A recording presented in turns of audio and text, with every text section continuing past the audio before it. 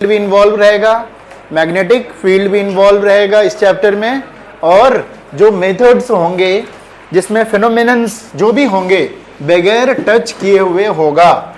ठीक है, तो इस चैप्टर को पढ़ने से पहले कुछ एक्सपेरिमेंट्स किए गए हैं। ठीक है, कुछ एक्सपेरिमेंट्स हैं, उस एक्सपेरिमेंट्स को जरा सा देखना है हमें। ठीक है, ये पहला हमारा एक इसका छोटा सा डेफिनेशन है, what is electromagnetic induction, the phenomenon in which electric current, electric field से मतलब क्या आपका, electric current is generated by varying magnetic fields. दूसरा क्या है इसके अंदर, मैग्नेटिक फील्ड्स। ओके, उसी को हम लोग क्या कहते हैं, इलेक्ट्रोमैग्नेटिक। सो बेसिकली यहां पर हम लोग, गुड इवनिंग, इलेक्ट्रिसिटी जनरेट करेंगे मैग्नेटिक फील्ड के हेल्प से। इलेक्ट्रिसिटी के पास जो चैप्टर पढ़ा था उस चैप्टर का नाम क्या था, इलेक्ट्रिसिटी के बाद जो चैप्टर था क्या नाम था, current, magnetic effect of electric current. ठीक है, या फिर मूविंग चार्ज, राइट, वही है। तो उस चैप्टर में जो हमने पढ़ा था, हमने मैग्नेटिक फील्ड बनाया था किससे, इलेक्ट्रिसिटी से। अब यहां क्या होने वाला है, उल्टा, करंट बनाएंगे हम किससे, मैग्नेटिक फील्ड से। ठीक है, तो ये दोनों जो चैप्टर है एक दूसरे से कनेक्टेड है और रिवर्स में चलेगा। वहां हमने वहां पे ऑलरेडी क्या क्या देखा था, एक वायर में अगर करंट जा रहा है तो आसपास मैग्नेटिक फील्ड बनता है। मैग्नेटिक फील्ड का डायरेक्शन हम लोग राइट हैंड कर्ल रूल से निकाल सकते हैं। ठीक है, थंब भी चलेगा, right hand curl rule basically बोलते हैं उसको। फिर क्या था, फोर्सेस वगैरह लगते थे तो left hand, Fleming's left hand rule से करते थे, राइट, वो सारी चीजें। यहां पे उल्टा होने वाला है, यहां पर हम लोग मैग्नेटिक फील्ड से क्या बनाने वाले हैं, करंट बनाने वाले हैं। तो नॉर्मल सा एक डेफिनेशन इसको लिख लीजिए and then will proceed to the experiments. 3 experiment हैं जो किए गए हैं फैराडे के थ्रू। फैराडे का नाम सुना होगा आप लोगों ने पहले भी, जिसके नाम पर कैपेसिटर का यूनिट भी रखा गया था, कैपेसिटेंस का। The phenomenon in which electric current is generated by varying magnetic field.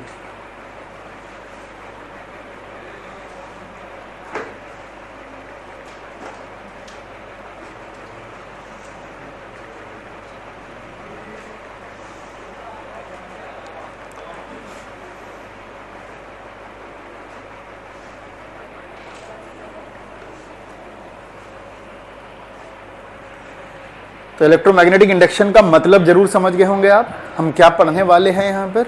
और जनरली हम देखेंगे कि इसको टच नहीं कराते तो इंडक्शन आ जाता है आपका यहाँ पर।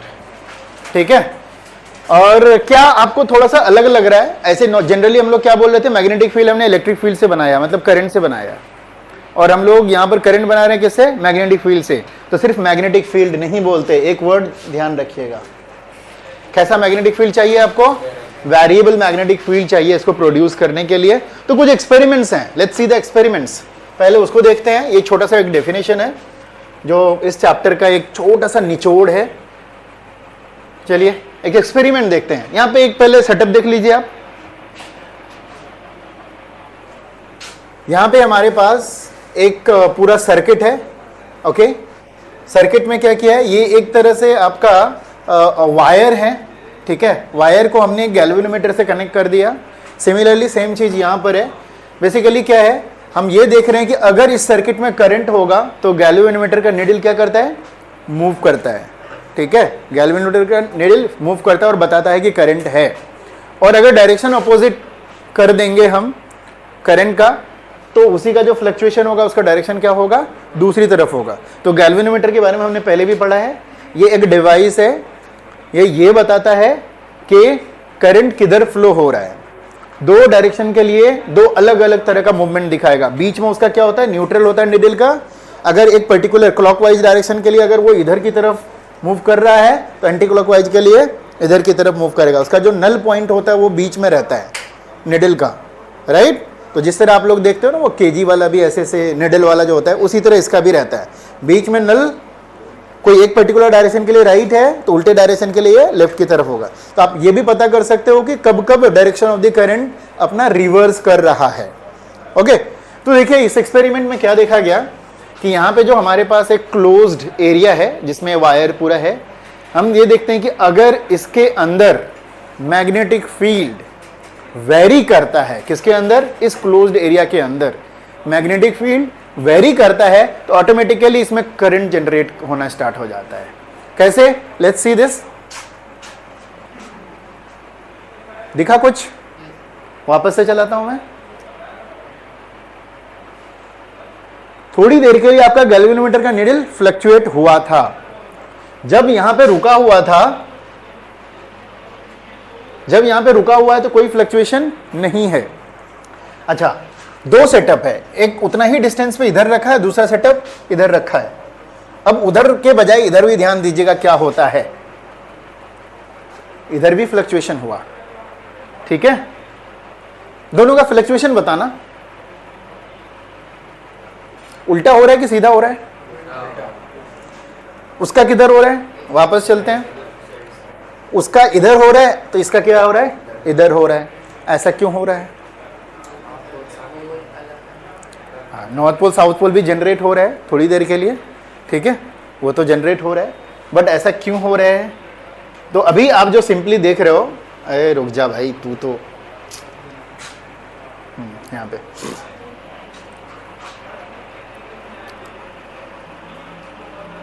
अभी देखते हैं। अभी हमने क्या किया, ये सेम सेटअप एक इधर लिया है और एक इधर लिया, इसको बीच में रखा है। और अभी जब ये रुका हुआ है तो ना ही तो इसके अंदर फ्लक्चुएशन है, ना ही तो इसके अंदर फ्लक्चुएशन है। अभी इसका नॉर्थ पोल इधर और इसका साउथ पोल इधर है। क्या ये अपना मैग्नेटिक फील्ड लाइंस निकाल रहा होगा? ऑफ कोर्स निकाल रहा होगा। इसका अपना मैग्नेटिक फील्ड लाइंस होगा, ऐसे करके ऐसे जा रहा होगा, ऐसे करके ऐसे जा रहा होगा, ऐसे करके ऐसे जा रहा होगा, ऐसे करके ऐसे जा रहा होगा। डायरेक्शन किधर होगा? नॉर्थ से निकल रहा होगा, है ना। एक ऐसे करके ऐसे जा रहा होगा, राइट, ऐसे करके ऐसे जा रहा होगा, ठीक है। ये इस तरह का हो रहा होगा। इससे जो मैग्नेटिक फील्ड निकल रहा है, दो इधर से जा रहा है, एक इसके अंदर से जा रहा है, दो इधर बाहर से निकल गया और एक इसके अंदर से जा रहा है। इसी तरह से ये भी बाहर से जा रहा है, ये भी बाहर से जा रहा है, ये इसके अंदर से जा रहा है, ये इसके अंदर से जा रहा है। इसमें उल्टे डायरेक्शन में मैग्नेटिक फील्ड जा रहा है एज कम्पेयर टू दिस। इसमें अंदर से बाहर की तरफ जा रहा है, इसमें बाहर से अंदर की तरफ जा रहा है, राइट। एक तो ये कि दोनों के अंदर जो मैग्नेटिक फील्ड का डायरेक्शन है वो अपोजिट है, उसमें भी और इसमें भी।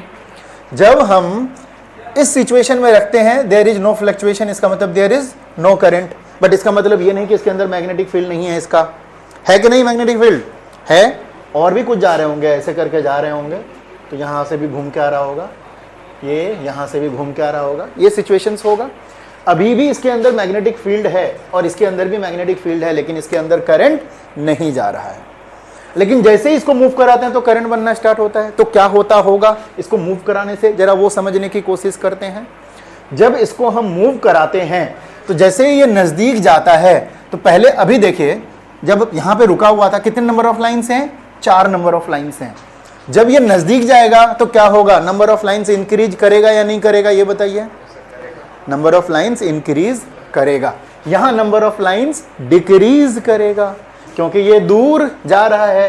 तो ये जो लाइन इधर दिख रहा है वो लाइन किधर खिसक जाएगा? इधर की तरफ खिसक जाएगा। तो इसमें नंबर ऑफ लाइन्स इंक्रीज कर रहा है और इसमें नंबर ऑफ लाइन्स डिक्रीज कर रहा है। तो जब भी देखा इसके अंदर इंक्रीज, इसके अंदर डिक्रीज, दोनों में फ्लक्चुएशन हो रहा है, हालांकि फ्लक्चुएशन उल्टा हो रहा है, राइट। तो इसका मतलब क्या है? तो रूल यहां पर थोड़ा बहुत ये समझ में आने लग गया कि whenever there is a change in magnetic field, क्या? whenever there is a change in magnetic field, चाहे वो बढ़ रहा हो चाहे वो कम हो रहा हो, वो इलेक्ट्रिसिटी जनरेट करता है।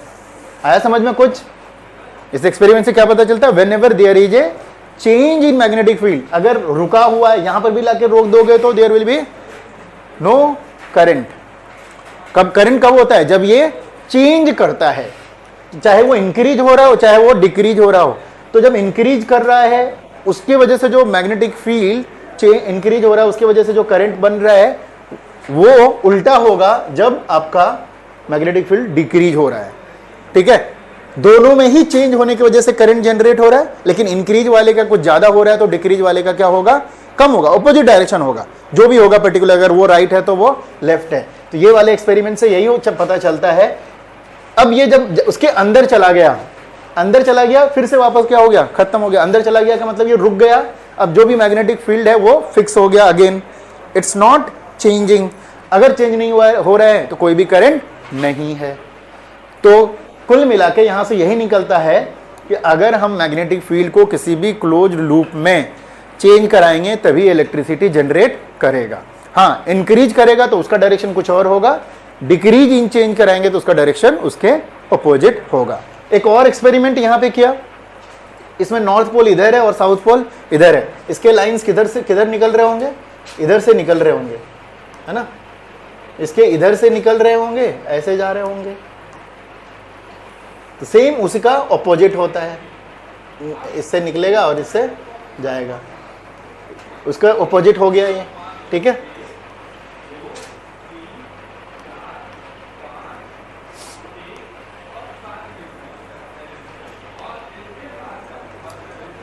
अभी ये है, अब अगेन इसको हम इधर की तरफ मूव कराएंगे तो इसमें इधर की तरफ मैग्नेटिक फील्ड का डायरेक्शन है, लेकिन चेंज तो हो रहा है, डायरेक्शन उल्टा है, लेकिन अमाउंट की बात करें, मैग्नीट्यूड की बात करें, तब भी क्या होगा, जब इसको नजदीक लेके जाएंगे तो क्या होगा, इंक्रीज होगा, और यहां पे क्या होगा, डिक्रीज होगा। So direction of magnetic field opposite होने के बाद चेंज इन मैग्नेटिक फील्ड भी करंट प्रोड्यूस करता है, बट डायरेक्शन क्या होगा, उसका अपोजिट होगा, उसी के अकॉर्डिंग होगा। सो कुल मिला के हम यहां पर यही सीखते हैं। इसको एक बार मूव करा लेते हैं, ठीक है। तो इसमें भी क्या हो रहा है, करंट का डायरेक्शन अपोजिटली उसके चेंज हो रहा है। तो इस एक्सपेरिमेंट से कुल मिला के यही पता चलता है कि किसी भी क्लोज्ड लूप में अगर हम मैग्नेटिक फील्ड को वेरी कराएंगे तो उसमें करंट जनरेट होगा। This is the first example. इसको एक और अच्छे से दिखाता हूं मैं, वापस से आपको ज्वाइन, अब इसको अच्छे से देखते हैं। ये हमारा क्लोज लूप है, ये एक मैग्नेट है जो मैग्नेटिक फील्ड लाइंस अपना बना रहा है। अभी इसका मैग्नेटिक फील्ड लाइंस इससे भी जा रहा होगा, बट रुका हुआ है, तो there is no current in this loop. लेकिन जैसे ही इसको मूव कराएंगे, जैसे जैसे उसके अंदर मूव जाएगा, बढ़ते जाएगा, तो ये मूव करते हैं, और जैसे ही रुक गया फिर से क्या हो गया, फिर से नल हो गया।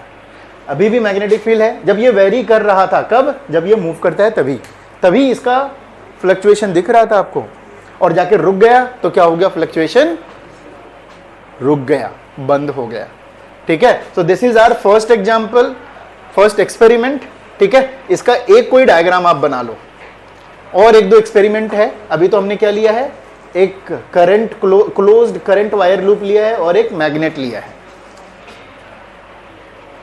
सिर्फ ऊपर वाला बना लो आप, इसमें कोई एक बना लो ऊपर वाला। अभी दो तीन एक्सपेरिमेंट और करेंगे। अभी हमने क्या लिया है, पहला में एक मैग्नेट लिया है और क्लोज्ड लूप लिया है, क्लोज्ड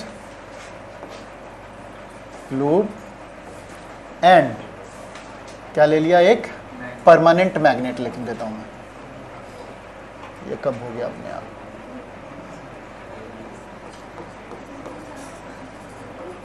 परमानेंट मैग्नेट।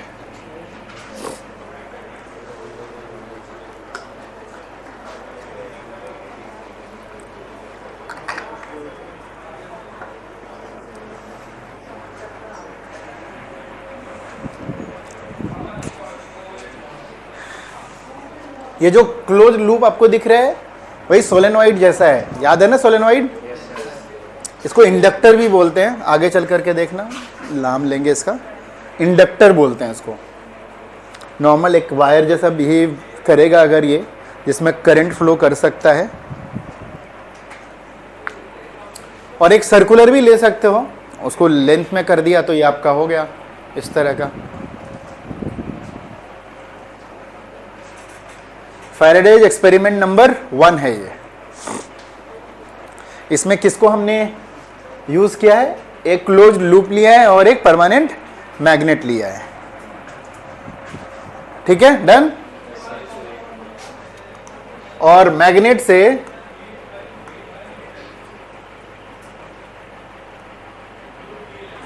इस तरह के लाइंस निकाल दो, जहां पे है वहीं पे, बीच में जो रखे हो वहीं पे निकाल दो। एन से निकलता है और साउथ पे एंटर करता है।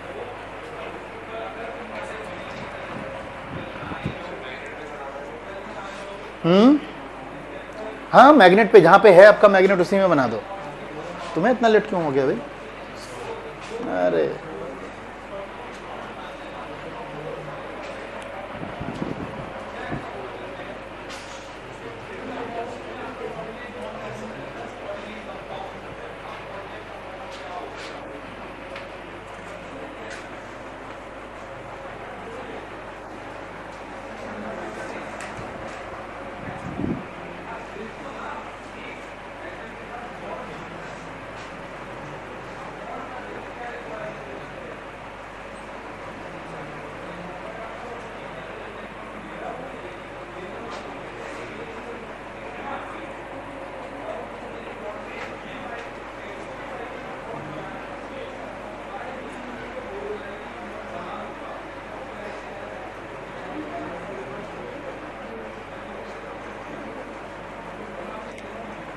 हो गया?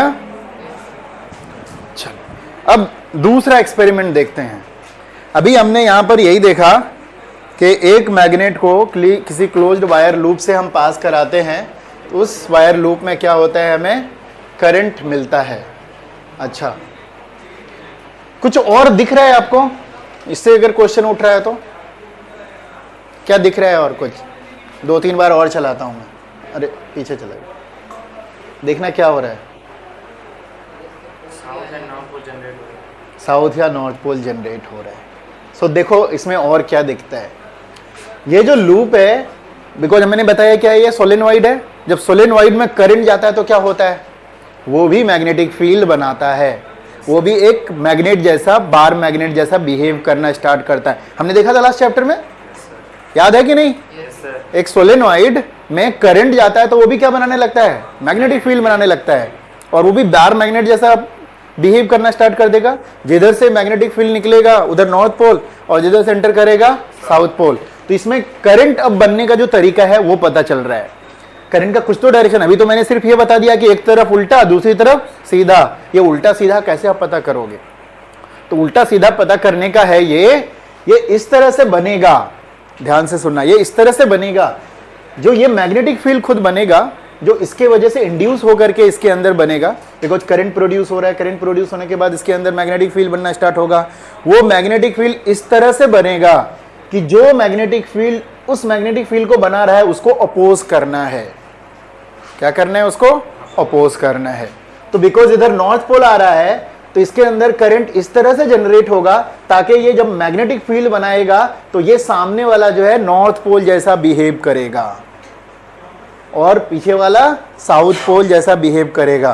तो नॉर्थ पोल साउथ पोल के लिए इसके अंदर इसको अगर सामने से देखोगे तो ऐसा दिखाई देगा, राइट, सर्कुलर जैसा। तो कैसा करंट बनेगा कि ये सामने वाला नॉर्थ पोल बनेगा? क्लॉकवाइज करंट होगा कि एंटी क्लॉकवाइज होगा? याद करो, मैंने लास्ट चैप्टर में बताया था कैसे निकालेंगे। Anti clockwise. याद है एन और साउथ का स्ट्रक्चर कुछ बनाया था मैंने। अगर ये एन है ऐसे कर देंगे, इसका मतलब क्या होना चाहिए? Current anti clockwise. और अगर इसमें साउथ होना चाहिए इसका मतलब क्या? क्लॉकवाइज। तो इसमें जो करंट का फ्लो होगा वो कैसे होगा? Anti clockwise. उसके हिसाब से आप direction of current find out कर सकते हो। तो दोनों चीज निकल गया आपका। मैग्नीट्यूड बाद में निकालेंगे।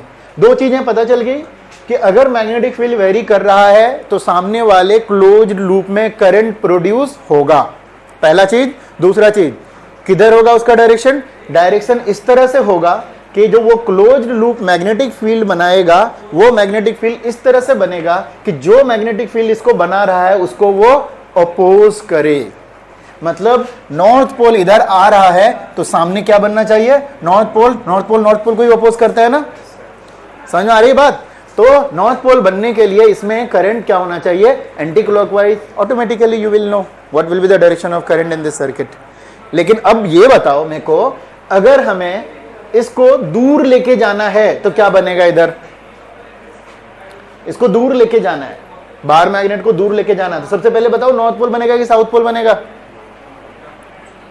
अपोज करना है तो नॉर्थ पोल दूर जाएगा तो यहां क्या बनना चाहिए? जो उसके दूर जाने को लिए रोकना पड़ेगा, साउथ पोल अट्रैक्ट करेगा ना उसे, अपोज करना है ना।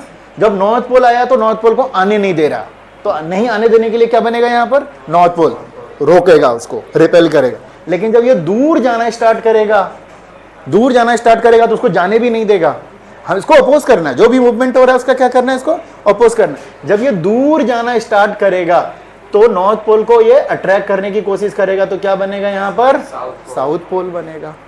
तो इसीलिए याद होगा उसमें एक लेफ्ट वाला बनाया था और एक राइट वाला डायग्राम बनाया था पिछले वाले में। तो देखना दोनों में ऑपोजिट बनता है। यहां पे देखना, उधर गया तो नॉर्थ पोल बन रहा था, ये साउथ इधर जा रहा था तो साउथ के लिए ये क्या बन रहा था, नॉर्थ, क्योंकि उसको क्या करना था, रोकना था, अट्रैक्ट करना था। और उधर वाले को क्या करना था, रिपेल करना था। दो चीजें समझ में आ गई यहां से। चलिए, तो यहां तक पहले वाले एक्सपेरिमेंट से इतना पता चल गया हमें कि भाई पहला चीज मैग्नेटिक फील्ड वेरी किया तो करंट बनाया, ठीक है, मैग्नेटिक फील्ड वेरी करा के करंट बनाया। करंट का डायरेक्शन वो इस तरह से होगा कि जो मैग्नेटिक फील्ड इसको बना रहा है उसको वो अपोज करे। तो अगर नॉर्थ पोल आ रहा है तो ये नॉर्थ पोल बनाएगा, तो नॉर्थ पोल बनाने के लिए करंट का डायरेक्शन उसी हिसाब से इसमें बनेगा। चल, ये पहला वाला एक्सपेरिमेंट है और इसी से काफी चीजें बाहर निकल जाती है। ओके, इसको नोट कर लो। इसमें जो मैग्नेटिक फील्ड, जो हम लोग वेरिएबल मैग्नेटिक फील्ड होते हैं उसको फ्लक्स के टर्म में कैलकुलेट करेंगे, तो इसलिए ये सेंटेंस लिखा दिया यहाँ पर। क्या कहता है, magnetic flux linked with the coil changes relative to the positions of the coil and the magnet due to the magnetic lines of the force cutting at different angles at the same cross sectional area of the coil। ठीक है, एक note simply add कर दो उसमें। जो हम बोलते हैं कि मैग्नेटिक फील्ड वेरी करेगा, उस मैग्नेटिक फील्ड को जब हम लोग कैलकुलेट करते हैं, that we calculate in terms of magnetic flux. और मैग्नेटिक फ्लक्स आपको पता है कैसे निकालते हैं, लास्ट वाले चैप्टर में पढ़ा था हमने। हालांकि फिर से देखेंगे उसको। और क्या क्या तरीके से मैग्नेटिक फील्ड बन सकता है।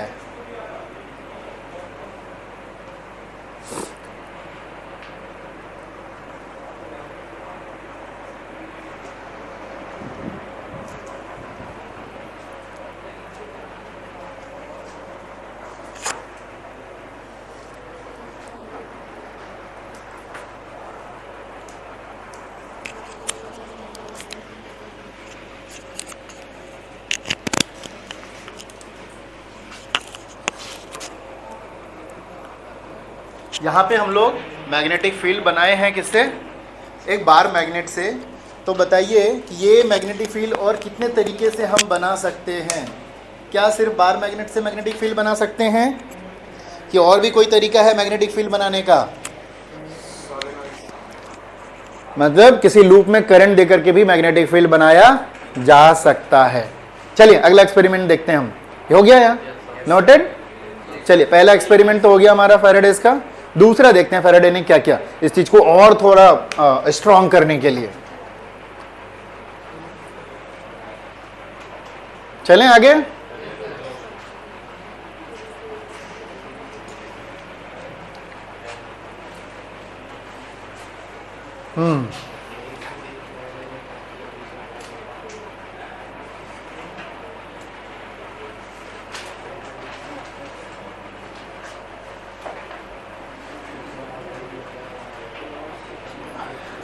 अच्छा, दूसरे वाले में क्या करते हैं, अरे क्यों भाग रहा भाई।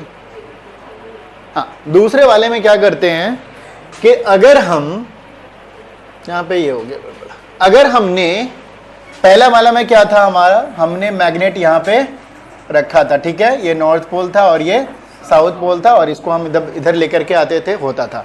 अगर हम ऐसा कर दें, मैग्नेट वाला जो पार्ट है बार मैग्नेट, इसको फिक्स कर दें और इसको मूव कराएं, क्या ये पॉसिबल है वापस से जनरेट करना? अब हम क्या कर रहे हैं, इसको स्टेशनरी कर दिया, इसको मूव करा रहे हैं, लूप को मूव करा रहे हैं। क्या अब भी करंट बनेगा? पहला वाला याद है ना कि इसको मूव कराया था हमने, बार मैग्नेट को मूव कराया था। दूसरे वाले में बार मैग्नेट को रोक देते हैं, अब हम उस जो आपका सोलेनॉइड वाला लूप है उसको मूव कराते हैं। क्या सोलेनॉइड में करंट बनेगा? नहीं बनेगा। क्यों नहीं बनेगा? और बनेगा तो क्यों बनेगा? उसको किससे मतलब है? चेंज इन मैग्नेटिक फील्ड कहिए या फिर मैग्नेटिक फ्लक्स कहिए, फील्ड से ही फ्लक्स बनाते हैं। तो वो तो तब भी होगा, इसको भी अगर मूव कराएंगे तब भी क्या होगा आपका? चेंज होगा और इस केस में भी आपका फ्लक्स चेंज होगा और करंट बनेगा। लिखिए इसमें ये दो डायग्राम बना लो और इस बार किसको मूव कराएंगे, इसको मूव कराएंगे हम। और इंड्यूस का सिचुएशन वही रहेगा, हमेशा इंड्यूस करने वाले को अपोज करेगा। तो इसमें मैं लिख दूंगा, एक सेंटेंस भी लिखा दूंगा, डायग्राम बना लो।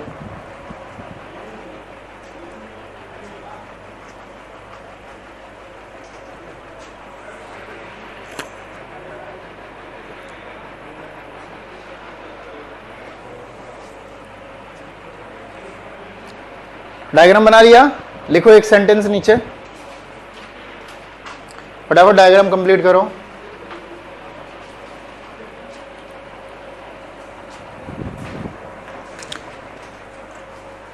इन दिस केस लिखो इसमें, in this case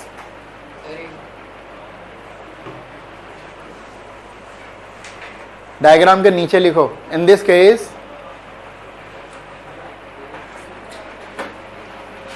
magnet bar will remain stationary, magnet bar will remain stationary and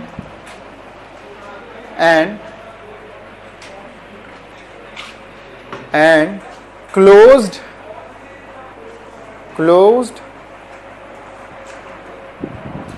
wire loop will move towards the magnet or away from the magnet, towards the magnet and away from the magnet। तो इस बार भी क्या होगा आपका, of course वही magnetic flux change होएगा। दो में से एक को रखें, इसको मूव कराएं, वही बात है, इसको रोक के रखें, इसको मूव कराएं, बात वही है। ठीक है, दोनों ही केस में मैग्नेटिक फ्लक्स क्या होगा, चेंज हो जाएगा। ठीक है, this was the second experiment. Third अभी हम लोग देखेंगे, एक ऑब्जर्वेशन है वो देख लेते हैं। थर्ड में क्या हो जाएगा, थर्ड एक्सपेरिमेंट में क्या हो जाएगा, बात करते हैं कुछ ऑब्जर्वेशन के बाद। क्या क्या ऑब्जर्व किया उसको थोड़ा सा नोट कर लिया। Relative motion between the coil and magnet होना चाहिए, चाहे एक मूव करे दूसरा रुके या दूसरा मूव करे पहला रुके, दोनों के बीच में क्या होना चाहिए, रिलेटिव मूवमेंट होना चाहिए। तो पहला ऑब्जर्वेशन ये है। चलिए एक एक करके नोट करते चलते हैं इसको, इस एक्सपेरिमेंट से जो ऑब्जर्व किया अभी। सेम चीज एक और थर्ड एक्सपेरिमेंट करेंगे, वो और क्लैरिफाई करेगा कि और कैसे कैसे ये पॉसिबल हो सकता है। तो ऑब्जर्वेशन क्या है, पहला ऑब्जर्वेशन क्या होना चाहिए, इन दोनों के बीच में रिलेटिव मोशन होना चाहिए। कौन रुका हुआ है कौन मूव कर रहा है उससे कोई मतलब नहीं है, दोनों भी मूव कर सकता है। एक स्टेशनरी दूसरा मूव कर सकता है, दूसरा स्टेशनरी पहला मूव कर सकता है।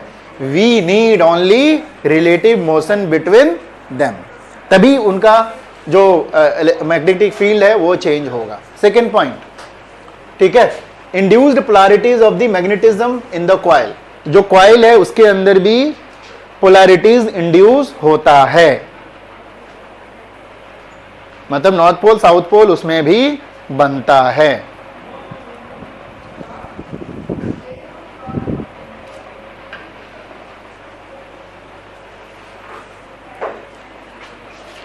तीसरा,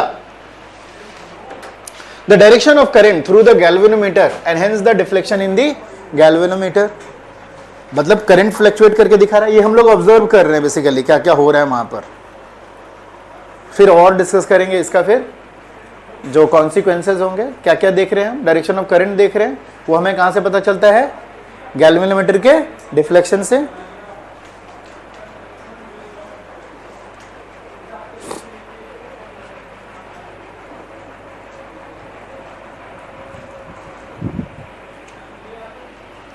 पहला हमने ऑब्जर्व किया कि मैग्नेट और कॉइल के बीच में मूवमेंट है।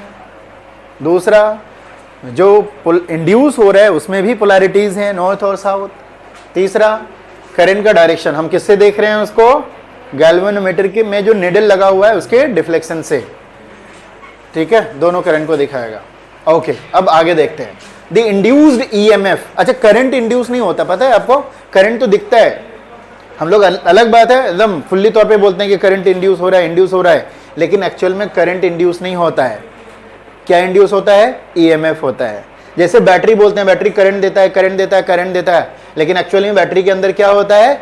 ईएमएफ होता है। जो ईएमएफ रिस्पॉन्सिबल है कि अगर उस बैटरी से वायर को कनेक्ट कर दीजिएगा तो वायर में क्या मिलेगा आपको? करंट मिलेगा। तो ठीक है, यहां पर भी हम लोग हर बारी बोलेंगे बार बार कि करंट इंड्यूस हो रहा है, करंट इंड्यूस हो रहा है, लेकिन एक्चुअल में क्या इंड्यूस हो रहा है? ईएमएफ। तभी तो करंट आपको मिलेगा किसी भी सर्किट में। तो इंड्यूस्ड करंट या ईएमएफ अवेलेबल है as long as there is a relative motion between the coil and magnet. जैसे ही रोक दिया, नो करंट। तो जब तक मोशन है तब तक करंट है, जब तक मोशन है तब तक करंट है। मोशन का मतलब रिलेटिव मोशन। अच्छा, दोनों को सेम वेलोसिटी से ऐसे ऐसे मूव कराएंगे तो क्या होगा बताओ? दोनों मोशन में है। एक यहां देखो, दो मेरा हाथ जो है ना, एक कॉइल का और एक इसका है, ऐसे मूव करा रहे हैं, कुछ होगा? क्योंकि इनके बीच में रिलेटिव मोशन नहीं है। तो सिर्फ मोशन में भी नहीं, रिलेटिव मोशन चाहिए दोनों के बीच में, तभी तो कम और ज्यादा होगा। सिर्फ ज्यादा होने की जरूरत नहीं है, कम होने से भी होता है। ठीक है, इसलिए रिलेटिव मोशन चाहिए। तो जब तक रिलेटिव मोशन है तब तक करंट है, इंड्यूस्ड करंट है। रिलेटिव मोशन नहीं है तो करंट नहीं है, चाहे उसके अंदर ही क्यों नहीं था। ओके, हाँ, coil can be moved by fixing the magnet. सबसे पहला दूसरा वाला ये है हमारा, कॉइल को हमने मूव कराया और मैग्नेट को क्या कर दिया? फिक्स कर दिया। और दूसरा क्या हो सकता है? बोथ, दोनों को मूव करा दें। एक और लिख सकते थे हम लोग, क्या? मैग्नेट को मूव कराया और कॉइल को फिक्स कर दिया।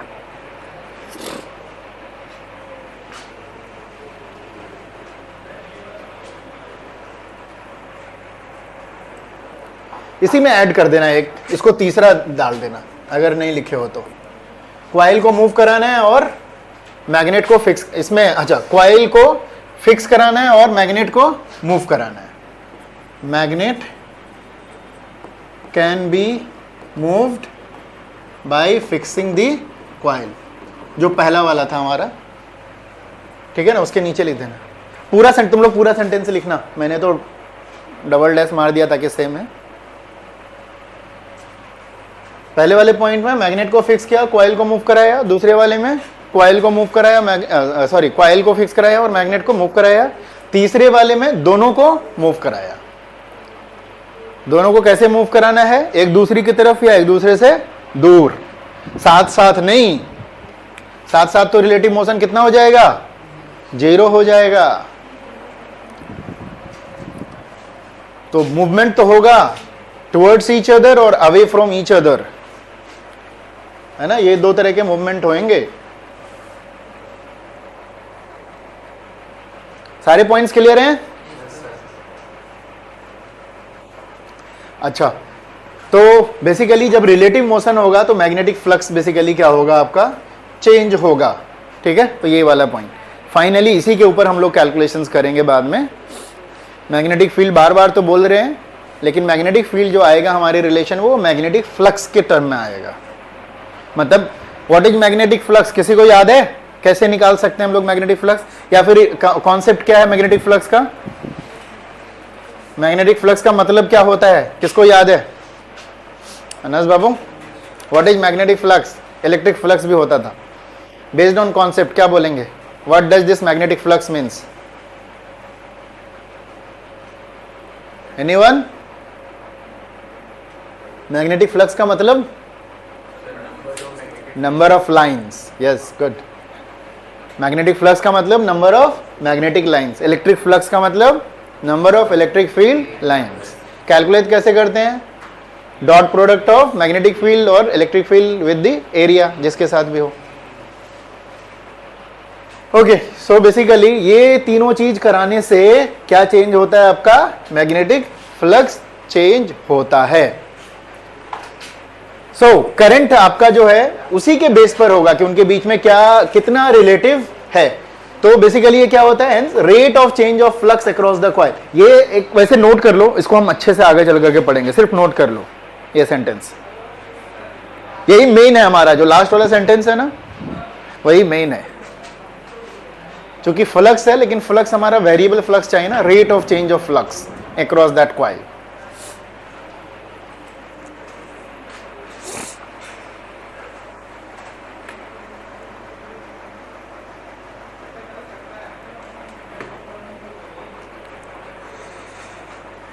अब चलते हैं अगले एक्सपेरिमेंट की तरफ और इसको कंफर्म किया जाए।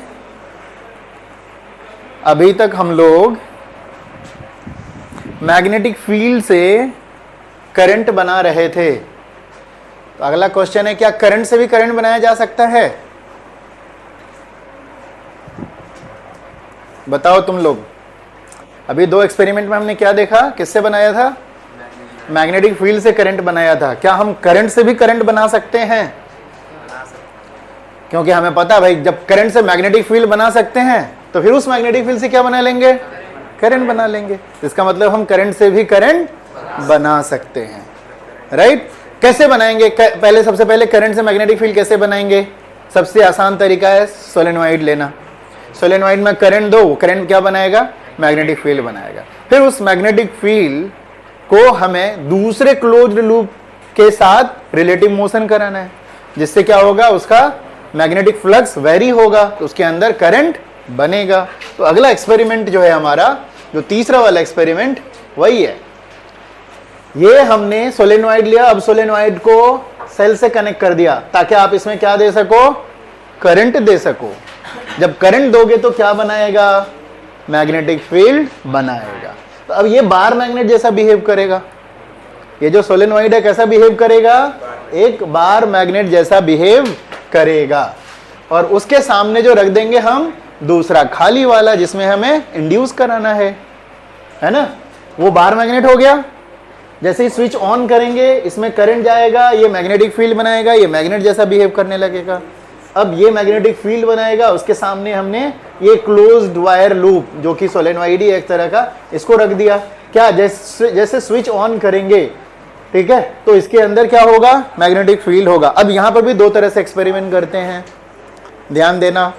इसमें भी 2 पार्ट में एक्सपेरिमेंट है। हालांकि इसका पहले पार्ट को पहले बता दिया जाता है, नंबर 2 एक्सपेरिमेंट, लेकिन हमने अभी उसको पहले दूसरे को एक साथ किया।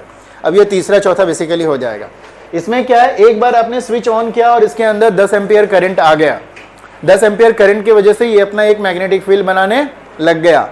अब ये मैग्नेटिक फील्ड बनाने लग गया, उसके सामने ये रखा हुआ है और ये दोनों रुके हुए हैं। क्या इसके अंदर करंट होगा? नहीं होगा।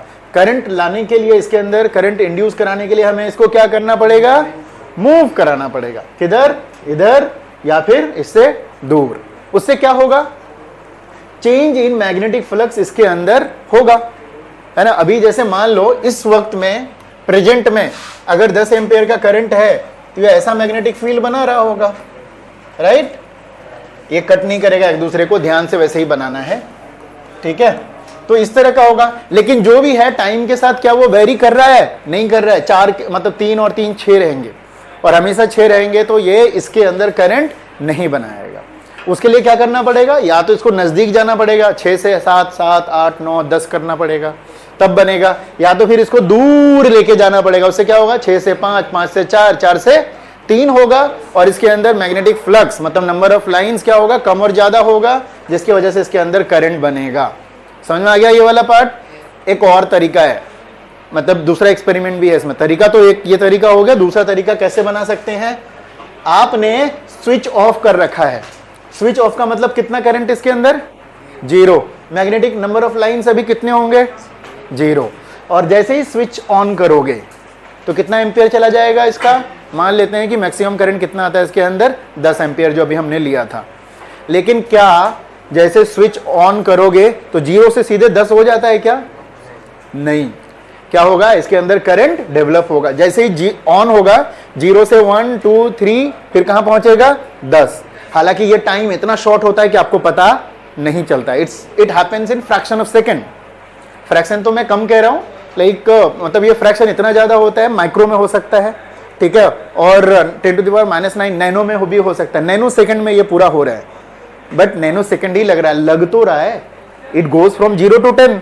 तो जब 0 रहेगा तो नो नंबर ऑफ लाइंस, तो 0 से 1 जाएगा, 1 से 2, 3, 4, तो नंबर ऑफ लाइंस धीरे धीरे क्या होगा, बढ़ेगा। और अभी हमने देखा था पूरा 10 एम्पियर का हमने 6 नंबर ऑफ लाइंस बनाए थे, तो वो 0 से 6 गया होगा, तो इसका मतलब उस वक्त नंबर ऑफ लाइंस इसके अंदर चेंज हो रहा होगा ना, तो उस वक्त भी इसके अंदर करंट बनेगा जब आपने स्विच ऑन किया।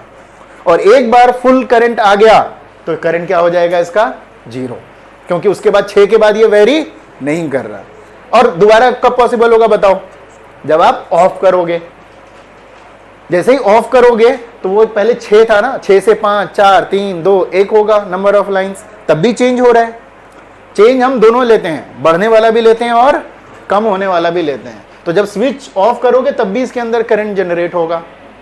ये 2 वक्त ऐसा है जब आपका ये जो आपका करंट कैरिंग सोलेनॉइड है, ये दूसरे वाले क्लोज लूप में करंट बना सकता है, इंड्यूस कर सकता है। बात आई समझ में? एक कब हो सकता है, जब आप फुल करंट दे दो, तो 0 से फुल करंट देने के वक्त में स्विच ऑन करते वक्त, और दूसरा स्विच ऑफ करते वक्त, एक वो हो गया। अब एक जब आपने स्विच ऑन करके पूरा फुल डेवलप कर दिया, अब उसके बाद उसको आगे पीछे करके इसके अंदर चेंज कर रहे हो, तो दूसरा ये कंडीशन हो गया। तो इस तरह से भी हम क्या कर सकते हैं, करंट प्रोड्यूस कर सकते हैं। जैसे स्विच ऑन किया, अगर ये साउथ पोल बन रहा है तो ये क्या बनेगा, नॉर्थ पोल बनेगा इसके सामने, ठीक है, ये इंड्यूस हुआ। लेकिन जब ऑफ कर रहे होगे तो ये अगर साउथ पोल बन रहा होगा तो यहां पे क्या बनेगा, नॉर्थ पोल बनेगा। उसको रोकने की कोशिश, हमेशा अपोज करता है ये, ठीक है। तो so when the primary circuit is closed, current grows from 0 to maximum, ये वाला पहला वाला पार्ट है।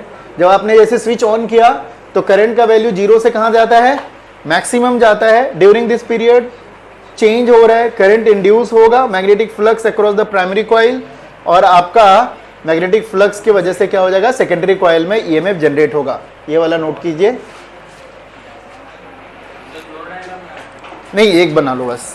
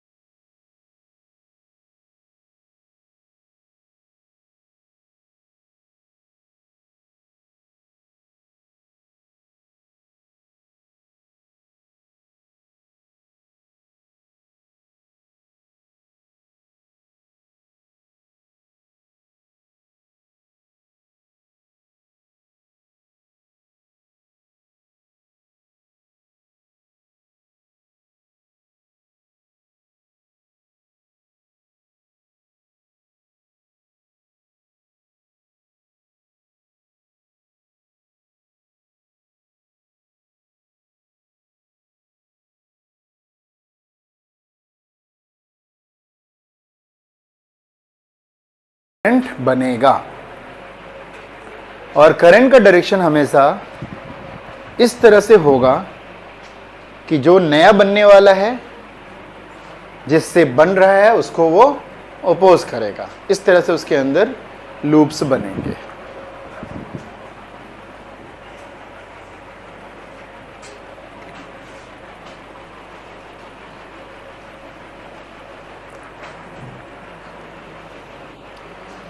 तो इंड्यूस्ड ईएमएफ की वजह से जो डिफ्लेक्शन होगा गैल्वेनोमीटर में वो तब तक होगा जब तक चेंज हो रहा है, मतलब ड्यूरिंग द स्विच ऑफ और स्विच ऑन, जब तक कॉइल। अच्छा, प्राइमरी कॉइल इसको कहते हैं जिससे जनरेट कर रहे हैं, और सेकेंडरी कॉइल उसको कहते हैं जिसमें जनरेट कर रहे हैं, जिसमें ये ध्यान रखना है। तो लेफ्ट साइड वाला ये वाला जो है प्राइमरी कॉइल है, और ये वाला क्या है आपका सेकेंडरी कॉइल है।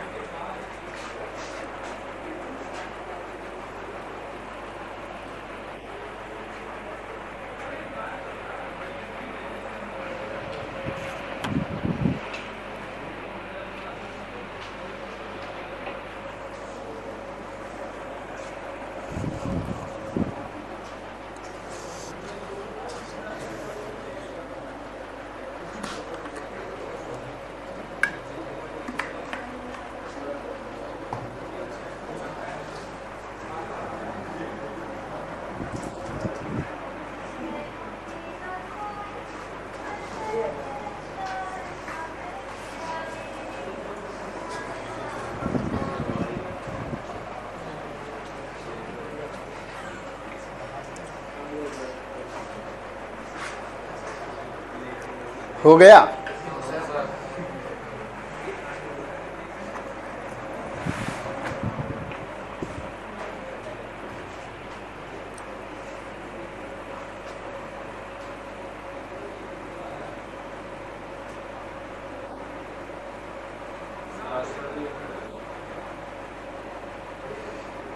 हाँ हाँ, ये तो फाइनल उसका।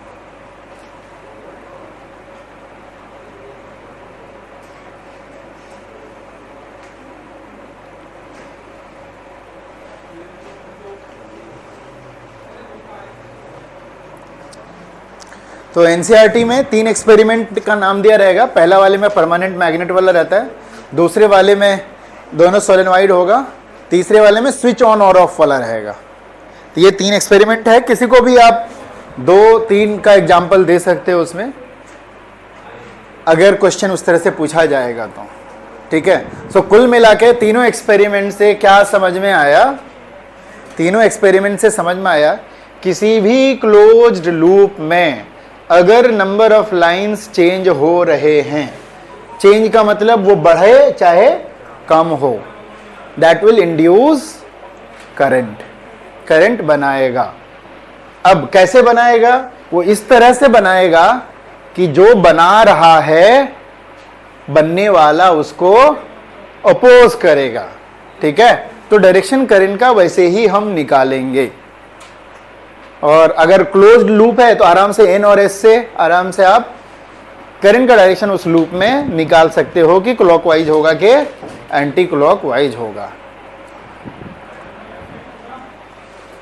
डन? आगे बढ़े हम? नहीं बढ़े?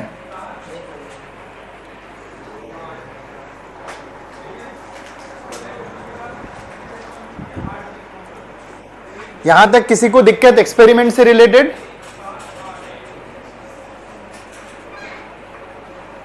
Electromagnetic induction, number of line से मतलब है फ्लक्स का। सो फ्लक्स चेंज होना, मैग्नेटिक फील्ड चेंज होने का मतलब फ्लक्स चेंज होना, फ्लक्स चेंज होने का मतलब नंबर ऑफ लाइंस का चेंज होना। So whenever there is a change in magnetic flux across any closed loop, इसी को मैं बता रहा हूं आपको। चलो हो गया? क्लियर हो गया इसका concept? Anyone have any doubt? तो 2-3 तरीके से आपने देखा, मैग्नेटिक फील्ड से भी करंट बना सकते हैं और करंट से भी करंट बना सकते हैं, क्योंकि करंट से पहले हम मैग्नेटिक फील्ड बनाएंगे, फिर मैग्नेटिक फील्ड से हम क्या बना लेंगे? करंट बना लेंगे। तो इस तरह से हम बना सकते हैं। तो तुम लोगों को पता है वैसे करंट से करंट कहीं बनाते हैं तो ऐसा कोई डिवाइस जो करंट से करंट बनाता है? देखा तो सबने है, मुझे पता है, लेकिन क्या आप लोग को आइडिया है ऐसा कौन सा डिवाइस है वो जो करंट से करंट बनाता है? साक्षी? एनीवन? नो? ट्रांसफॉर्मर, नाम सुना ट्रांसफॉर्मर का?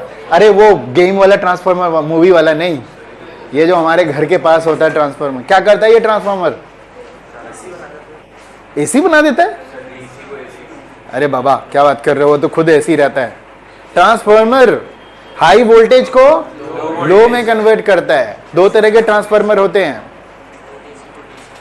नहीं बाबा वो ट्रांसफॉर्मर नहीं, वो दूसरा चीज कहलाता है, वो इन्वर्टर कहलाता है। ये ट्रांसफॉर्मर है। दो तरह के ट्रांसफॉर्मर होते हैं, लो वोल्ट से हाई वोल्ट में कन्वर्ट करना और हाई वोल्ट से लो वोल्ट में कन्वर्ट करना। तो जो पावर प्लांट होता है ना, जहां पर इलेक्ट्रिसिटी जनरेट होता है, वहां पर जो है जिस वोल्टेज पे हम लोग यूज कर रहे हैं उसी वोल्टेज पे पावर जनरेट होता है, लेकिन उसको ट्रांसपोर्ट करने के लिए हाई वोल्टेज में ट्रांसपोर्ट करना होता है ताकि लॉसेस कम हो। तो वहां पर ऑलरेडी एक ट्रांसफार्मर यूज होता है, जो ट्रांसफार्मर लो वोल्ट से किस में कन्वर्ट करता है? हाई वोल्ट में। उसको बोलता है स्टेप अप। फिर हमारे घर में वो हाई वोल्ट वाला आता है, लेकिन हमारे घर में वापस से लो में यूज होता है, तो हमारे घर के आसपास वापस एक और ट्रांसफार्मर होता है, वो क्या करता है? हाई वोल्ट से लो वोल्ट में कन्वर्ट करता है, और इसको बोलते हैं स्टेप डाउन ट्रांसफार्मर। अच्छा, अब ये इलेक्ट्रिसिटी से इलेक्ट्रिसिटी कैसे जनरेट करता है? तो इसमें भी लिम्स बने होते हैं मैग्नेट के, ठीक है, मैग्नेट के नहीं, सॉरी, इसी के रहते हैं, मैग्नेट भी होते हैं। क्यों होते हैं वो हम बाद में बात करेंगे उसका, जब उसकी बारी आएगी, ठीक है। तो वहां पर भी हाई वोल्टेज वाला इलेक्ट्रिसिटी आता है, फिर वो हाई वोल्टेज वाले इलेक्ट्रिसिटी को मैग्नेटिक फील्ड में जनरेट करते हैं, फिर उस मैग्नेटिक फील्ड से लो वोल्टेज में इलेक्ट्रिसिटी जनरेट करते हैं। तो इस तरह से आपको दिखता है कि एक तरफ से हाई वोल्ट वाला इलेक्ट्रिसिटी आ रहा है और दूसरी तरफ से लो वोल्ट वाला निकल रहा है। सो बेसिकली इलेक्ट्रिसिटी से मैग्नेटिक फील्ड में बीच में क्रिएट हुआ, फिर मैग्नेटिक फील्ड से इलेक्ट्रिक फील्ड में, मतलब इलेक्ट्रिसिटी में, ठीक है। इस तरह से ये कन्वर्जन होता है एंड फाइनली फिर लो वोल्टेज वाला निकलता है। सेम उल्टा वहां पर भी होता है। चलिए आगे देखते हैं अब हम लोग। और भी एक दो पॉइंट है, चाहे तो आप इसको सिर्फ डिस्कस कर सकते हैं। देख लीजिए ये तीनों पॉइंट जो हमने डिस्कस करा है उसी का पॉइंट है। When the primary circuit is open, current decreases from maximum value to 0। जैसे स्विच ऑफ करते हैं तो हाई करंट से क्या हो जाता है? 0 करंट हो जाएगा। तो नंबर ऑफ मैग्नेटिक फील्ड उस वक्त मैक्सिमम रहा होगा, अब क्या हो जाएगा? वो धीरे धीरे 0 हो जाएगा। शुरू में अगर 6 था तो 6 से 5, 4, 3, 2 क्या हो जाएगा? 0। तो चेंज तो हो रहा है, तब भी होगा। The changing magnetic flux is linked across the secondary coil, और वो क्या करेगा? करंट जनरेट करेगा, ठीक है। तो ये सारी कहानी थी। अब हम पढ़ते हैं मैग्नेटिक फ्लक्स, जो कि हमने पहले भी पढ़ा है। So what is the concept behind the magnetic flux? It gives us the number of magnetic field lines.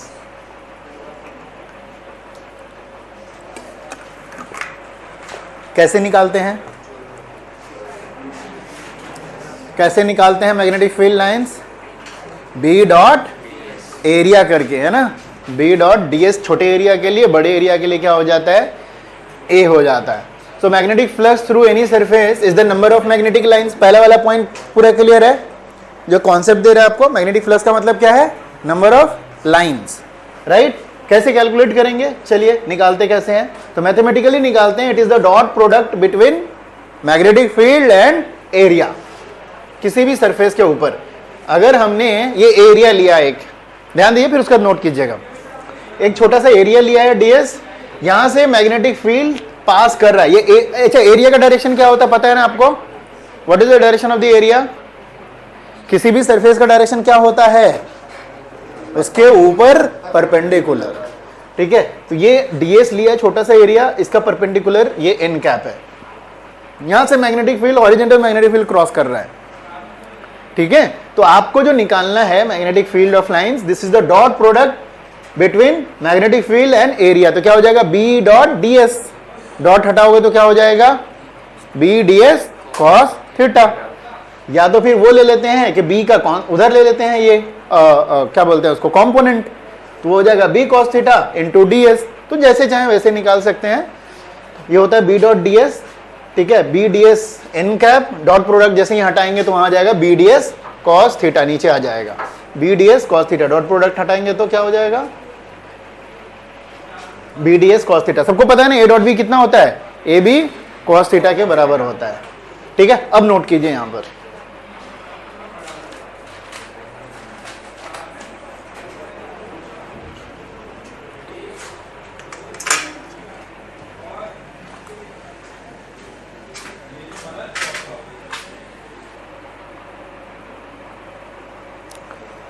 So magnetic flux का मतलब है नंबर ऑफ फील्ड लाइंस। कैसे कैलकुलेट करते हैं? Dot product between magnetic field and DS. किसी closed loop के लिए number of lines flux कितना होगा? किसी भी क्लोज्ड लूप के लिए हमने लास्ट चैप्टर में डिस्कस करा था। किसी भी क्लोज्ड लूप के लिए नंबर ऑफ लाइंस कितने होंगे? नेट फ्लक्स कितना बनेगा? कितना? मुंह से आवाज निकालो भाई। कितना? 0। किसी भी क्लोज्ड लूप के लिए। याद है ना, लास्ट क्लास में हम लोगों ने लास्ट चैप्टर में डिस्कस करा था। एक अगर ऐसे क्लोज्ड लूप लिया मैंने, ठीक है, एक क्लोज्ड लूप लिया है, अब इसमें नंबर ऑफ लाइंस जितने आएंगे उतने ही क्या होंगे? जाएंगे। तो क्लोज्ड लूप के लिए total net number of lines कितना हो जाता है? 0। ओपन के लिए चाहे जितना हो जाए कोई फर्क नहीं पड़ता, सिर्फ जाने वाले को लेगा या फिर आने वाले को लेगा। लेकिन क्लोज्ड लोगे, अगर यहां से स्टार्ट हुआ तो दूसरी तरफ से फिर वो वापस आएगा भी। तो कब आता था क्लोज लूप? याद है कौन सा law? Gauss law in magnetic field. तो गॉस लॉ कैसे निकालते हैं? किसी भी क्लोज्ड एरिया के लिए निकालते हैं। गॉस लॉ याद है ना इलेक्ट्रिक फील्ड में, हालांकि वापस से मैं पढ़ाऊंगा। वो किसी भी क्लोज्ड सरफेस के लिए होता है। तो क्लोज्ड सरफेस में जितने नेट नंबर ऑफ लाइंस होते हैं उसी को फ्लक्स बोला जाता है, नेट फ्लक्स। और net flux is equal to फिर निकालते थे हम लोग कुछ, राइट। तो यहाँ पे अगर एक क्लोज्ड एरिया ले लिया, जितने नंबर ऑफ लाइंस आएंगे वो लाइंस निकलेगा ही निकलेगा। क्यों निकलेगा? क्योंकि मैग्नेटिक लाइंस जो होती हैं वो पूरा एक क्लोज्ड बनाता है। अगर जहां से निकला तो वापस वहां से आएगा ही आएगा। तो अगर हमने एक सरफेस ले लिया, क्लोज सरफेस, अगर कोई लाइंस अंदर जा रही है तो दूसरी तरफ से वो निकलेगी ही निकलेगी। तो net number of lines in this closed space कितना हो जाएगा? 0। तो इसीलिए गॉस लॉ किसके लिए? मैग्नेटिक फ्लक्स के लिए या मैग्नेटिक फील्ड के लिए 0 होता है। ठीक है, वो लास्ट चैप्टर में हमने करा भी था। एनीवे, चलिए यहाँ पे हमारा क्लोज्ड लूप नहीं है, यहाँ पे हमने किसी भी एरिया के लिए रखा है। तो किसी भी एरिया के लिए हम लोग फ्लक्स कैसे निकालेंगे? बी डॉट डी एस करके, और डॉट प्रोडक्ट हटाएंगे तो कितना हो जाएगा? B D S cos theta, where theta will be the angle between magnetic field and area, right.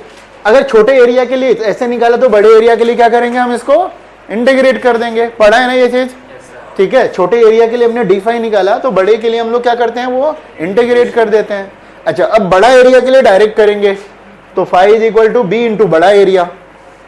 ठीक है, तो ये क्वेश्चन मेरा ये है, कब हम ये यूज करेंगे और कब हम ये यूज कर सकते हैं? Phi is equal to d phi, मतलब integration of B into d s into cos theta. कब ये यूज करेंगे, कब ये यूज करेंगे? क्योंकि कुछ लोग के मन में तो क्वेश्चन आया होगा, जिसको आइडिया नहीं है।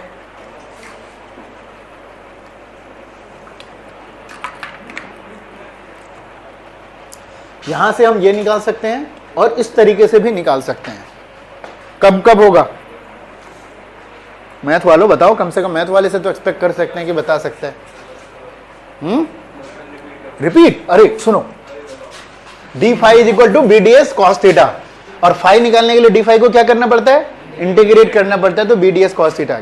वही फाई हम ऐसे भी निकाल सकते हैं, B dot A, area is a big area, तो बी ए कॉस थीटा। अच्छा, यहां पर नीचे भी लिख सकते हैं, ऐड कर सकते हैं, बी इंटू ए इंटू कॉस थीटा। अब बताओ सर, नहीं पता।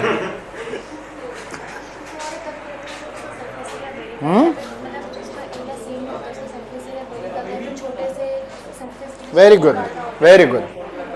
जब हमारे पास एक कॉन्टिन्यूअस बॉडी मिलता है, बड़ा है लेकिन एरिया वेरी कर रहा है, उसका मतलब सरफेस जो है उसका वेरिएबल टाइप से है, तो वहां पे हम क्या करते हैं? सबसे पहले एक छोटा सा एलिमेंट्री लेते हैं, उस एलिमेंट्री के लिए निकालते हैं, फिर बड़े के लिए क्या करते हैं? उसको इंटीग्रेट करते हैं। जहां जिस रेंज में आपको लेके जाना है उस रेंज के लिए लिमिट लगा दो, यहां से लेके वहां तक हमें क्या करना है? इंटीग्रेट करना है। तो टोटल फाई निकलेगा वो ऐसे। लेकिन अगर आपके पास सिंगल एरिया और पूरा मतलब सिमेट्रिक एरिया, क्लियर एरिया अच्छे से है, ठीक है, मान लो कोई डिस्क है, कोई स्क्वायर है, कोई रेक्टेंगुलर है, कंप्लीट एरिया कॉन्टिन्यूअस तो है लेकिन उसमें इंटीग्रेशन करने की कोई जरूरत नहीं है, कुछ लेने की जरूरत नहीं है, आराम से उसका एरिया निकाल सकते हो, तो उसके लिए डायरेक्ट निकालेंगे। बी इंटू ए। जैसे मान लो ये पूरा का पूरा एक डिस्क है ना, डिस्क जैसा दिख भी रहा है, ठीक है, तो क्लियर डिस्क है, इसमें हमें मतलब इंटीग्रेशन लगाने की जरूरत नहीं है, छोटा वगैरह लेने की जरूरत नहीं है। तो सिंपली डायरेक्ट अगर इसका पूरा अब ds ना लेकर के a लेंगे, a इधर है, इसमें b इधर है, तो b इंटू ए इंटू कॉस थीटा डायरेक्ट कर लेंगे। लेकिन अगर हमारा थोड़ा वेरिएबल टाइप का रहेगा तो हम क्या लेते हैं, सबसे पहले एलिमेंट्री लेते हैं, उसका निकालते हैं, फिर टोटल निकालने के लिए उसको इंटीग्रेट करते हैं। तो इसी तरीका होता है। तो इंटीग्रेशन वाला आपके इसमें नहीं है, ठीक है, पहले था, सिलेबस से अब हट गया है। जनरली जो आपका क्वेश्चन आएगा इस तरह वाला आएगा क्वेश्चन इसमें। चलो भाई आगे चलते हैं। अब हम लोग बी ए कॉस थीटा, वो तो नोट लिखा ही दिया था मैंने। मैग्नेटिक फ्लक्स पॉजिटिव कब रहेगा, जब ये 0 से 90 के बीच में रहेगा थीटा का वैल्यू, और नेगेटिव कब रहेगा, जब ये 90 से ऊपर का रहेगा।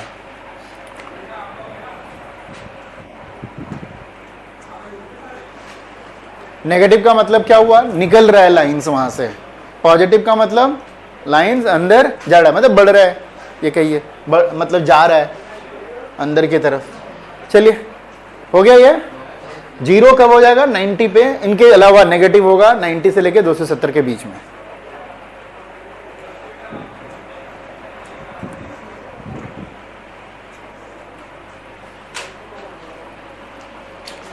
चल आगे बढ़ते हैं, यहां तक पहुंच गए हम।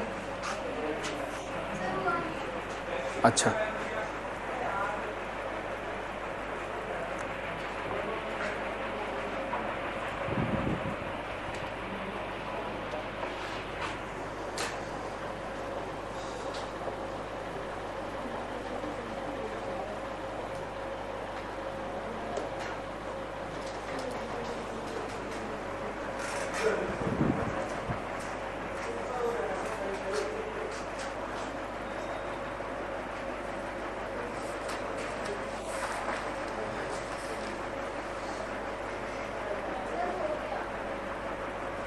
हो गया। चलो भाई चलो अब चलते हैं आगे, देखते हैं। ये करने की जरूरत है, मैक्सिमम कब होगा पता ही है हमें। ओके ये लिखने की जरूरत नहीं है, हमें ऑलरेडी पता है। बता देते, बी क्या है आपका, strength of magnetic field, area क्या है उसका, ए क्या है, एरिया है, और थीटा क्या है, उन दोनों के बीच का एंगल, जिसको ओरिएंटेशन भी बोल सकते हैं, ठीक है। नीचे ये कुछ लिख लेते हैं, बिकॉज डॉट प्रोडक्ट है तो बेसिकली क्या होगा, वो एक स्केलर क्वांटिटी होगा। ये पॉइंट लिख लीजिए। एसआई यूनिट जो होता है फ्लक्स का, वो होता है वेबर। मैग्नेटिक फ्लक्स का एसआई यूनिट क्या है, वेबर, WEBER, या कहिए टेस्ला मीटर स्क्वायर।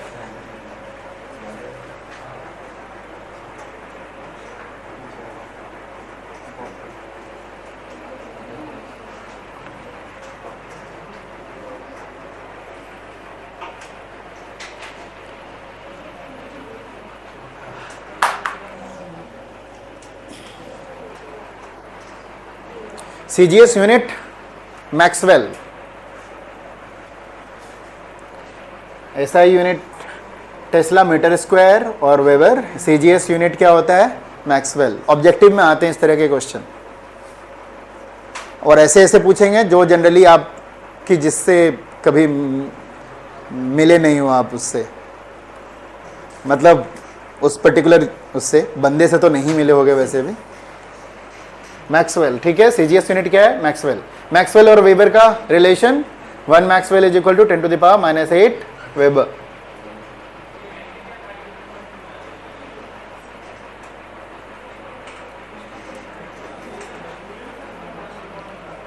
ये में भी लिखने की जरूरत नहीं है, ये वाला।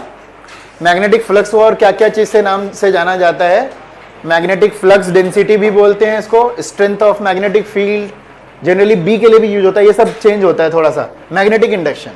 एनीवे इसको लिखने की जरूरत नहीं है। आगे चलते हैं हम लोग। अब फैराडे ने ये 3 एक्सपेरिमेंट करने के बाद अब फाइनल अपना कुछ देगा भाई, रिलेशंस, ऑब्जर्वेशंस पूरा, ठीक है। तो what are the laws given by the Faraday's, तो हेडिंग डालिए Faraday's laws of electromagnetic induction. 3 experiment किया है उसने, ठीक है। पहला एक्सपेरिमेंट क्या था, 3 एक्सपेरिमेंट करने के बाद 3 एक्सपेरिमेंट में पहला एक्सपेरिमेंट था कि एक क्लोज लूप लिया, उसके सामने बार मैग्नेट को मूव कराया, तब इलेक्ट्रिसिटी जनरेट हुआ। दूसरा, एक बार मैग्नेट को रोक के लूप को मूव कराया, तब भी इलेक्ट्रिसिटी जनरेट हुआ। 2 सोलेनॉइड लिया, एक तो सिंपली विदाउट इलेक्ट्रिसिटी के, दूसरे में इलेक्ट्रिसिटी दिया, इलेक्ट्रिसिटी दे के फिर मूव कराया उसको, तो इलेक्ट्रिसिटी जनरेट हुआ। दूसरा, रोक के रखा, स्विच ऑन और स्विच ऑफ करके भी देखा, तब भी आपका इलेक्ट्रिक फ्लक्स चेंज हो रहा था, तब भी इलेक्ट्रिसिटी जनरेट हुआ। ठीक है, इन सबको मिला के फिर इन्होंने अपना लॉ दे दिया। क्या लॉ दिया? सबसे पहले first law, whenever there is a change in magnetic flux with a circuit, the an EMF produced, EMF produce होने का मतलब क्या निकलेगा? करंट निकलेगा। However, it lasts only so long as the magnetic flux is changing. जब तक magnetic flux change होगा तब तक ही आपका EMF जनरेट होगा। ठीक है, अगर मैग्नेटिक फ्लक्स चेंज होना रुक गया तो EMF आपका जनरेट नहीं होगा। अच्छा, एक और चीज है, EMF जनरेट होगा लेकिन उसमें भी करंट जनरेट करने के लिए क्या करना पड़ेगा? एक बात बताना जरा हमें, कोई भी बता दो मुझे। EMF तो जनरेट हो रहा है बट करंट कब मिलेगा? जब पूरा सर्किट आपका कंप्लीट होगा। नहीं तो बैटरी भी रहता है ना, बैटरी वायर कनेक्ट कर दिया, स्विच ऑफ करके रखोगे, करंट मिलेगा? EMF तो है वहां पर ना। तो नीचे जो सर्किट लेके आए थे ना हम, जहां पे गैल्वेनोमीटर से कनेक्ट करा था, तो वो सर्किट पूरा क्या होना चाहिए? क्लोज्ड होना चाहिए। ऊपर तो सोलेनॉइड था, ये सोलेनॉइड EMF बन गया, बैटरी बन गया सोलेनॉइड, लेकिन उसमें करंट होने के लिए क्या करना पड़ेगा? उसको पूरा क्लोज करना होगा। इसीलिए पहले कहता है ये EMF की बात करता है, क्या जनरेट होगा? EMF। फिर EMF से क्या बनेगा? Current. First law as it is लिखिएगा, ये फैराडेज का है, एग्जैक्ट लिखना है आपको, इसमें अपना मनमानी नहीं चलेगा। हालांकि आप डिटेल एक्सप्लेनेशन कुछ करो तो अपने मन से लिख दो, बट लॉ लिखना है तो एग्जैक्ट लिखना पड़ता है।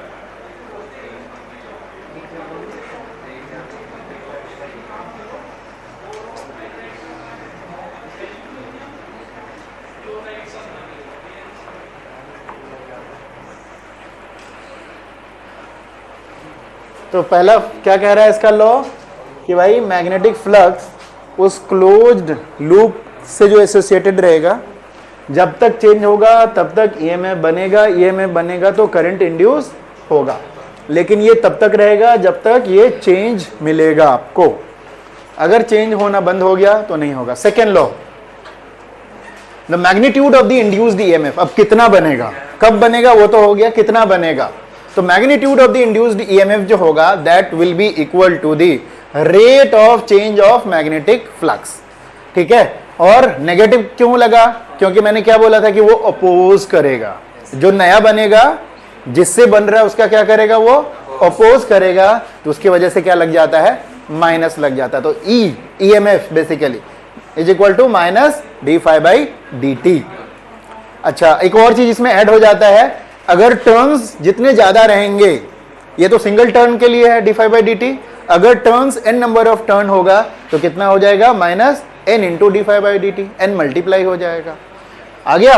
तो पहला लॉ आ गया, दूसरा उसने कैलकुलेट करके बता दिया कि this is the formula for the EMF, generated EMF। ठीक है, नोट कर लीजिए। एक छोटा सा न्यूमेरिकल कर लेंगे, फिर छुट्टी दे देंगे।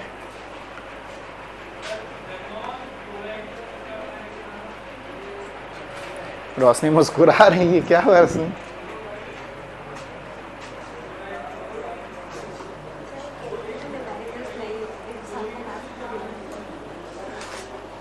बहुत सिंपल सा फॉर्मूला बेस्ड रहता है इसका।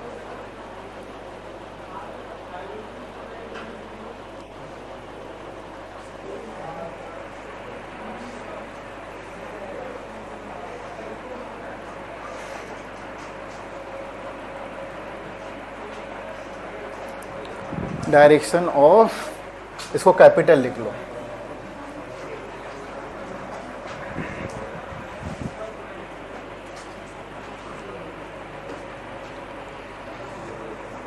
अगर कॉइल n टर्न्स होंगे तो minus n into D five by D T. हाँ जी, हाँ जी लिख लो।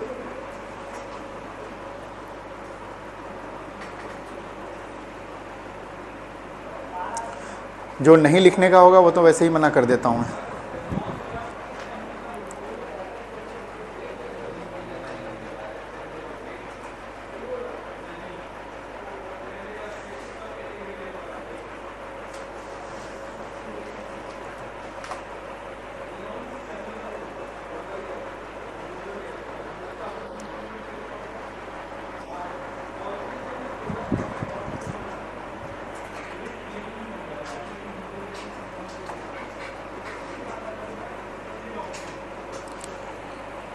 तो बेसिकली आपको यहाँ पर फ्लक्स निकालना है, फ्लक्स को फिर टाइम से डिवाइड करना है।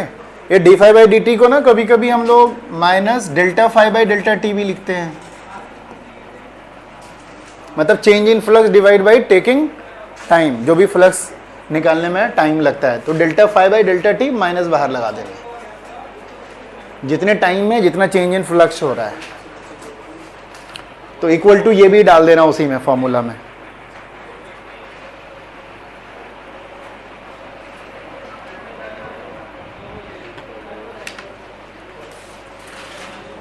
EMF is equal to minus d phi by dt, that can be also equal to delta phi by delta t, change in flux divided by time taken to change in flux। ठीक है, noted. ये question आपके सामने, फटाफट निकालते हैं और चलते हैं घर। पढ़िए जरा सा क्वेश्चन। ए रेक्टेंगुलर लूप है, एरिया क्या है उतना इसका 20 बाई 30 सेंटीमीटर। उसको मैग्नेटिक फील्ड में रख लिया। मैग्नेटिक फील्ड का स्ट्रेंथ कितना है 0.3 टेस्ला विद इट्स प्लेन। पहला केस है मैग्नेटिक फील्ड क्या है, normal to the field, normal to the, अच्छा area is normal to the field. Magnetic field ऐसे है और एरिया ऐसे है, नॉर्मली है उस पे। Number 2 incline 30 degree to the field. तीसरा parallel to the field. Find the flux linked with the coil in each case. हो जाएगा भाई। रेक्टेंगुलर लूप है, दिस इज रेक्टेंगुलर लूप। एक का 30 है और तो दूसरे का कितना है, तो this is its area. Okay, पहला केस में क्या है, with its plane normal to the field. ये प्लेन है तो मैग्नेटिक फील्ड इसके नॉर्मली है, एंड दिस इज एरिया। तो पहला केस फाई कैसे निकलेगा पता है, b into area into cos theta. बताओ कितना है, एरिया और मैग्नेटिक फील्ड के बीच में कितना एंगल है, डूब जाओ तुम लोग। What is the direction of area, perpendicular. तो b और a के बीच में कितना 0 डिग्री। एरिया का डायरेक्शन क्या होता है, उसके ऊपर परपेंडिकुलर ना, b ऑलरेडी उसके परपेंडिकुलर, तो दोनों के बीच में b और a के बीच में कितना 0 डिग्री। तो कितना हो जाएगा ये बी ए, सिंपली b इंटू ए।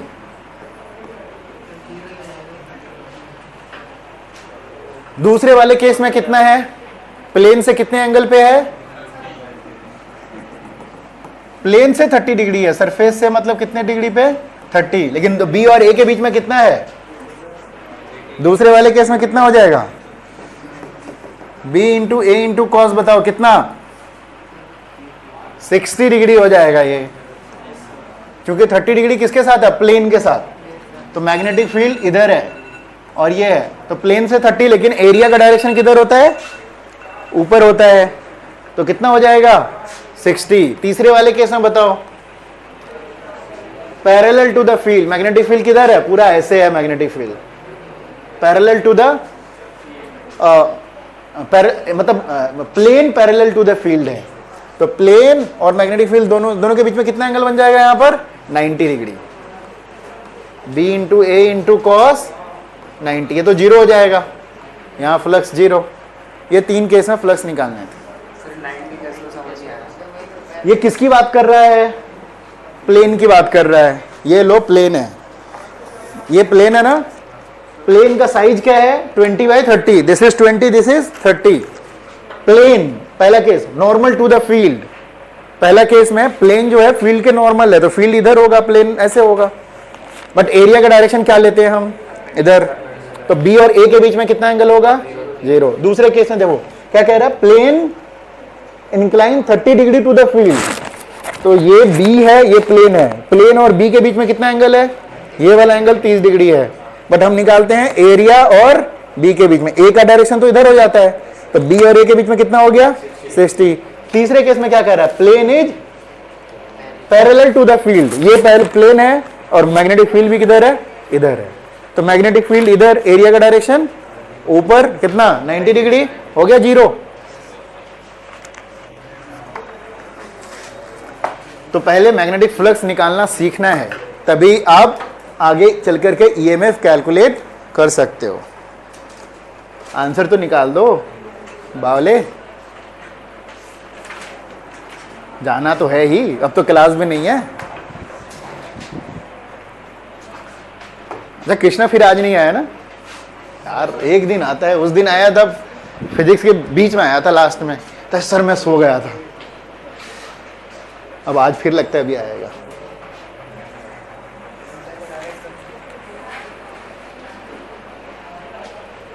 एरिया इसको मीटर में कन्वर्ट करना है भाई, बी हो गया 0.3, एरिया हो जाएगा 0.2 इंटू 0.3,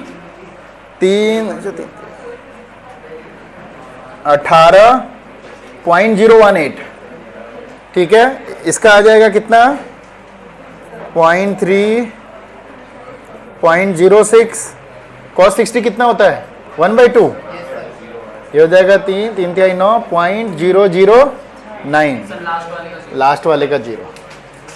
ठीक है चलो भाई, बाय बाय।